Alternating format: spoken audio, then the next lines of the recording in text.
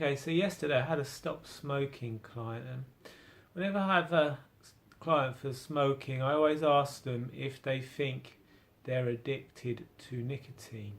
And 9 times out of 10 people say yes, they are. And the myth is that nicotine's an addictive substance. On cigarette packets here in the UK, it even says, even says nicotine is highly addictive, do not start. More addictive than heroin, I think I've seen some places say. And so she said, yeah, she's addicted to nicotine. And then I always ask them if they've heard of anyone becoming addicted to nicotine patches.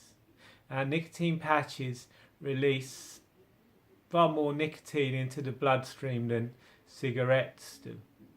And she said no, she's never heard of anyone becoming addicted to nicotine patches, but she has heard of people continuing to smoke whilst wearing nicotine patches. And that's, this is interesting because, as I said, nicotine patches release far more nicotine into the blood than cigarettes do. So if you were addicted to the nicotine and it was the nicotine that you wanted to gain from smoking, you wouldn't need to when you're wearing a patch because you'd be getting all the nicotine you need. So this proves the point that smoking isn't a physical addiction, it's a habit. And to prove that point further, I found some research from Israel, and in it at the University of Tel Aviv, they did some studies. Dr. Reuven Dar found that he did some studies on flight attendants, and he found that the flight attendants on long-haul flights actually had less craving for cigarettes than the flight attendants on short-haul flights to Europe and places like that.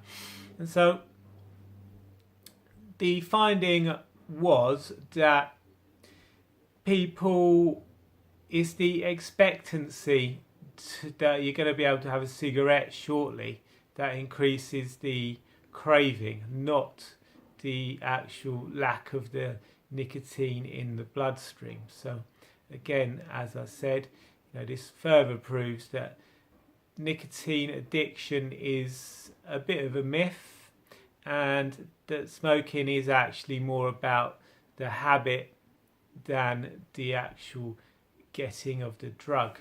And the University of Tel Aviv also did a study on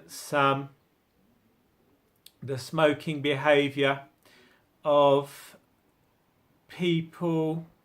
Just going to bring it up here 1 second. About religious Jews who were smoking in the morning of the Sabbath, and when the smoker knew he would not be able to smoke for at least 10 hours, but gradually increased as the day wore on. So when the smoker first started out, he knew he wasn't going to be able to smoke for 10 hours and the cravings weren't that great. But as the day wore on, the expectation of being able to smoke became stronger, and so the cravings became stronger. So yeah, it's an interesting study, and I'm going to post the link in the description, so take a look at it.